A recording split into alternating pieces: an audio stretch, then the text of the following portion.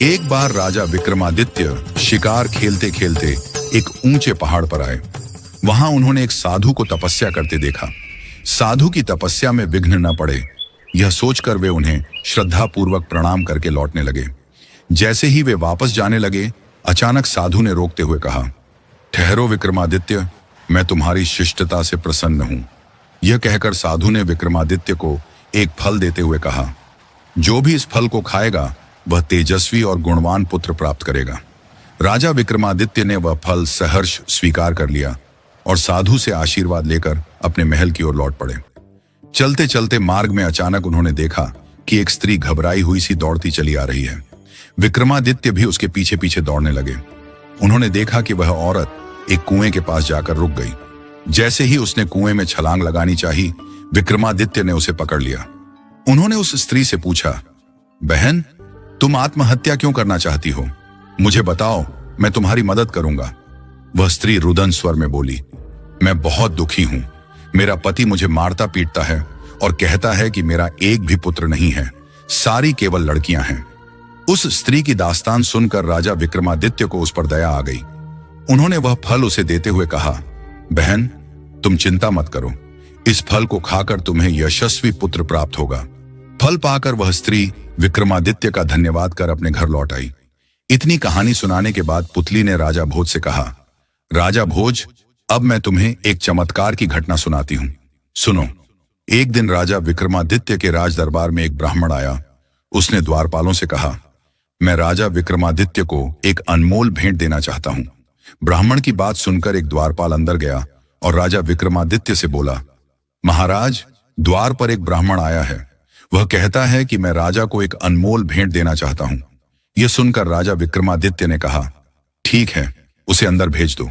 ब्राह्मण राज दरबार में गया और राजा विक्रमादित्य को वहीं फल देते हुए बोला, महाराज, इस फल को अपनी रानी को खिला देना, इससे उन्हें एक यशस्वी पुत्र प्राप्त होगा। यह सुनकर राजा विक्रमादित्य को बड़ा आश्चर्य हुआ। उन्होंने ब्राह्मण से पूछा, यह फल तुम्हारे पास कहां से आया? ब्राह्मण बोला, महाराज, यह मुझे मेरी पत्नी ने दिया है। कुएं वाली स्त्री की बेवफाई पर राजा विक्रमादित्य को बहुत दुख हुआ। उन्होंने वह फल ब्राह्मण से ले लिया और उसे अपनी रानी को दे दिया।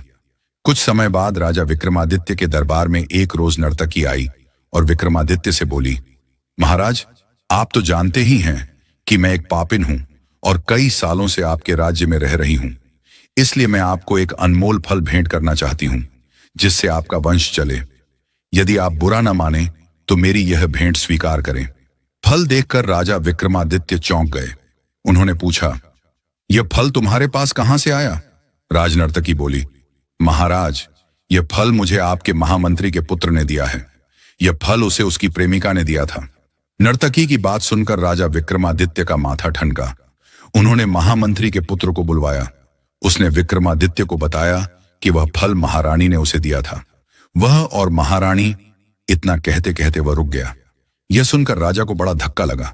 तब वह अपनी रानी के पास गए और उससे अमर फल के बारे में पूछा। रानी ने नाटक करते हुए बताया, महाराज, मैंने तो वह फल आपसे लेते ही खा लिया था।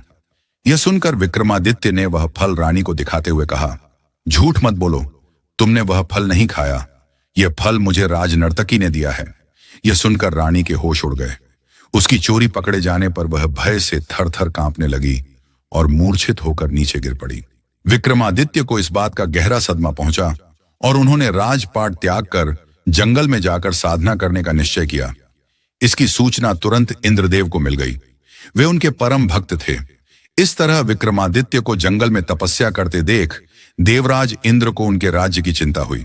उन्हें लगा कि कहीं ऐसा न हो कि कोई विक्रमादित्य की अनुपस्थिति का फायदा उठाकर उनके राज्य पर हमला कर दे।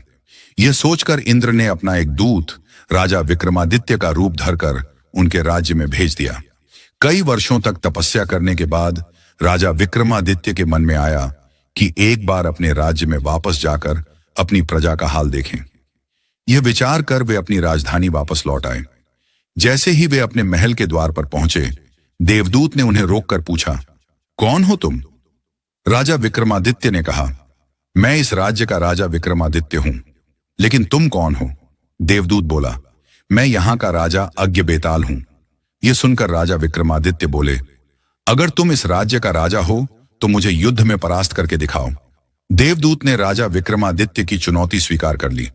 इस युद्ध में विक्रमादित्य ने देवदूत को पराजित कर दिया।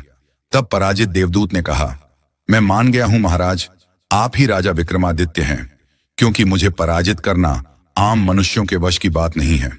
आज से मैं आपके अधीन हूं। जब भी आपको मेरी आवश्यकता पड़े मुझे याद कर लेना, मैं तुरंत आपके सामने हाजिर हो जाऊंगा। लेकिन जाने से पहले मैं आपको एक बात से सावधान करना चाहता हूं। विक्रमादित्य ने पूछा, ऐसी कौन सी बात है अज्ञ बेताल? अज्ञ बेताल बोला, राजन, तुम्हारा एक दुश्मन तुम्हारे राज्य में आ पहुंचा है। वह आपका पिछले जन्म का शत्रु है। इस समय वह योग और सिद्धि के द्वारा अपनी शक्ति को बढ़ा रहा है और आपको मारने की योजना बना रहा है। अगर उससे पहले आपने उसे मार दिया तो वर्षों तक आप पर कोई विपत्ति नहीं आएगी। यह कहकर वह देवदूत आकाश मार्ग में उड़ गया। राजा विक्रमादित्य के वापस आते ही राज्य में खुशियां मनाई जाने लगी। जब विक्रमादित्य ने अपनी रानी के बारे में जानना चाहा तो उन्हें झांत हुआ कि उनकी बेवफा रानी ने आत्महत्या कर ली है। पत्नी को भुलाकर राजा ने पुनः राजपाट संभाला और सभी राजकीय कार्य सुचारू रूप से चलने लगे। कुछ दिनों के बाद विक्रमादित्य के दरबार में एक योगी आया। उसने राजा को एक फल दिया। उसे हाथ में लेते ही उस फल के 2 टुकड़े हो गए। उन टुकड़ों के बीच से एक बहुमूल्य लाल निकला। राजा विक्रमादित्य ने योगी से उस लाल का कारण पूछा तो उसने बताया, राजन, यह हमारी संस्कृति है कि राजा, वैद्य और सन्यासी के द्वार पर कभी खाली हाथ नहीं जाना चाहिए। यह सुनकर राजा बोले, योगी राज, मैं इस भेंट के बदले में आपको क्या दूं? योगी ने कहा, राजन, अगर आप मुझे कुछ देना चाहते हैं तो मेरे निवास पर अकेले आकर मुझसे मिलें। राजा विक्रमादित्य ने योगी को वचन दे दिया। वचन पाकर योगी राजा को अपना पता ठिकाना बताकर वहां से चला गया। अगले दिन अपने वादे के अनुसार राजा योगी के निवास स्थान पर पहुंचे। उस समय योगी एक मंत्र को सिद्ध कर रहा था। राजा के पूछने पर योगी बोला, राजन, मैं जो मंत्र सिद्ध कर रहा हूं उसे पूर्ण करने के लिए एक ऐसे शव की आवश्यकता पड़ेगी जो यहां से बहुत दूर एक श्मशान में एक पेड़ पर उल्टा लटका हुआ है। बेताल नामक उस शव को लाना कोई आसान कार्य नहीं है। अगर आप उस शव को यहां मेरे पास ले आएं तो मेरी यह सिद्धि पूर्ण हो जाएगी। विक्रमादित्य योगी को वचन देकर शव को लाने के लिए श्मशान की ओर चल पड़े।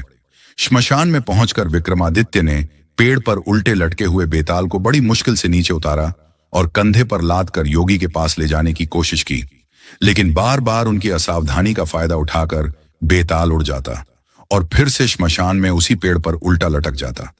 ऐसा 24 बार हुआ। हर बार बेताल रास्ते में विक्रमादित्य को एक कहानी सुनाता। 25वें दिन बेताल ने राजा विक्रमादित्य से कहा, राजन, तू मुझे जिसके पास ले जा रहा है वह कपटी और धूर्त है। वास्तव में उसे मेरी नहीं, तेरी जरूरत है, क्योंकि आज उसकी सिद्धि का अंतिम दिन है। तू जैसे ही मुझे उसके पास ले जाएगा वह देवी के चरणों में तुझे सिर झुकाने के लिए कहेगा। तभी मौका पाकर वह तेरी गर्दन काटकर देवी को बलि चढ़ा देगा और तेरी मौत के बाद उसे सिद्धि मिल जाएगी। बेताल की बात को सुनकर राजा विक्रमादित्य को इंद्रदेव की चेतावनी याद आ गई। उन्होंने बेताल को धन्यवाद किया और उसे कंधे पर लाद कर योगी के पास चल पड़े। यह देखकर योगी बहुत प्रसन्न हुआ और विक्रमादित्य को देवी के चरणों में सिर झुकाने को कहा। तब राजा बोले, योगी राज, मैं एक राजा हूं, मुझे सिर झुकाना नहीं आता। आप मुझे सिर झुकाने की विधि बता दीजिए। योगी ने जैसे ही विधि बताने के लिए अपना सिर देवी के चरणों में झुकाया, विक्रमादित्य ने तलवार से उसकी गर्दन धड़ से अलग कर दी। देवी बलि पाकर बहुत प्रसन्न हुई। उन्होंने विक्रमादित्य को 2 बेताल सेवक दिए और कहा, विक्रमादित्य, जब भी तुम इन्हें याद करोगे ये तुम्हारी सेवा में उपस्थित हो जाएंगे। राजा की तीक्ष्ण बुद्धि से प्रसन्न होकर देवताओं ने भी पुष्प वर्षा की। राजा विक्रमादित्य देवी का आशीर्वाद पाकर अपने महल को वापस लौट आए। यह कथा सुनाकर पुतली बोली, राजा भोज, यह थी विक्रमादित्य की शौर्य गाथा। अब तुम खुद निर्णय करो, अगर तुम में राजा विक्रमादित्य जैसे गुण हैं तो तुम इस सिंहासन पर बैठने के अधिकारी हो, अन्यथा नहीं। यह कहकर दूसरी पुतली भी वहां से अदृश्य होकर सिंहासन पर जाकर अपने स्थान में समा गई। राजा भोज को कुछ समझ में नहीं आ रहा था, इसलिए उन्होंने अगले दिन भी सिंहासन पर बैठने का विचार त्याग दिया और वापस अपने शयन कक्ष में लौट गए।